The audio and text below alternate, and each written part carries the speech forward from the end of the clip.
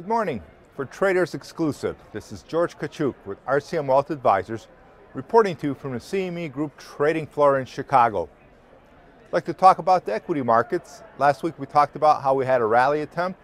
So far that rally is holding up pretty good. The market continues to move along. As mentioned last week, market breadth continues to improve.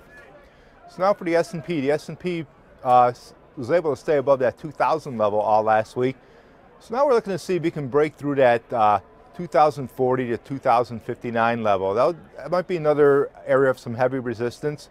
2040 represents an area that it got previous support. That would be resistance, and at 2059 is where the S&P's 200-day moving average is right now.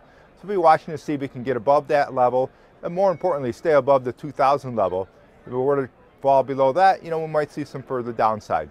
Similarly, on the NASDAQ's staying above the 4,800 level. Next resistance level will be between that 4,900 to 5,000 level. So keep your eyes on those.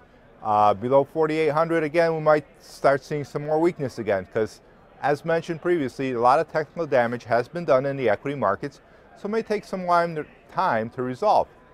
Now, looking at the S&P sectors, we continue to see strength in the consumer discretionary, consumer staples, and technology sector. Those are the strongest three sectors.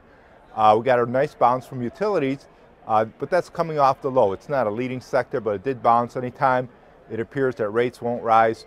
People tend to flock to utilities as sort of a proxy for picking up income on yield. Now, the healthcare sector, pretty good bounce, but still that's lagging. That was a leading sector, and that's still lagging. And of course, the two lagging sectors that did get bounces as well was the material sector and the energy sector. But again, those are still lagging sectors trying to bounce off the bottom. So now, in the technology sector, it's doing quite well. That area is spread around to a lot of software and IT companies. So one of the stocks we're watching right now is called Salesforce. The symbol is CRM. Fundamentally, we like it because it's an IT cloud company. And the idea that as companies start to spend money on their IT departments, that Salesforce may benefit from this. Fundamentally, for the last 3 quarters, earnings have grown about 63%. Revenues have averaged at about 32%. Some good growth. Going forward, analysts are looking for 2015 at about 42% and 2016 at about 32%. So some good growth rates going on there. Now, technically, it's been consolidating since April. Late April, it hit a high of 78.